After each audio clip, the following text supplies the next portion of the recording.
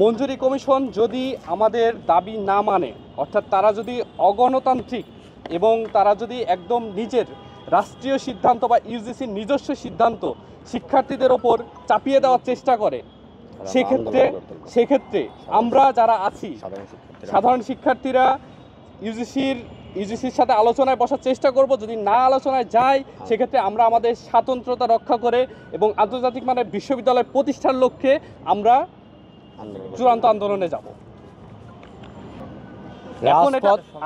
রাজপথ যদি আমাদের সমাধান দেয়, তাহলে আমরা রাজপথে নামতে বাধ্য হব।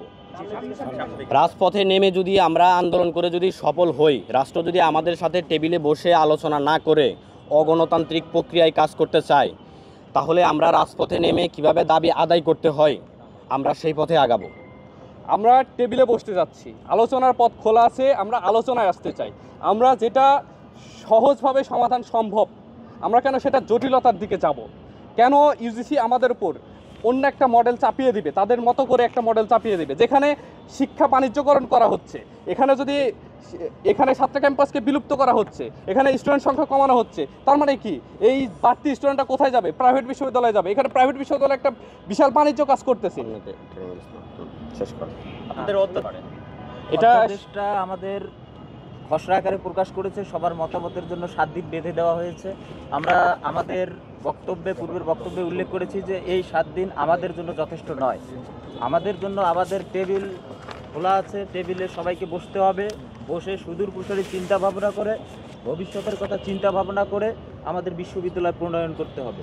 এই বিশ্ববিদ্যালয় প্রণয়নের ক্ষেত্রে একপাক্ষিক যে চিন্তা ভাবনা, ইউজিসির যে চাপিয়ে দেওয়া চিন্তা ভাবনা বা গুটি কয়েক শিক্ষার্থীর চাপিয়ে দেওয়া চিন্তা ভাবনা, এটা সাধারণ শিক্ষার্থীরা কখনো মেনে নেবে না এবং 7 কলেজের যে শিক্ষার্থীরা তারাও মেনে নেবে না।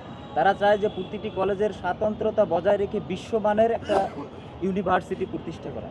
এটা যেন কোনোভাবেই আমরা ঢাবি অধিভুক্ত থাকাকালীন সময়ে যে সকল সমস্যা ফেস করেছি, এই ধরনের সমস্যা যেন পরবর্তীতে ফেস করতে না হয়, তারই জন্য আমাদের আন্দোলন চলছে এবং আমরা চালিয়ে যাব যদি সুষ্ঠু সমাধান না হয়।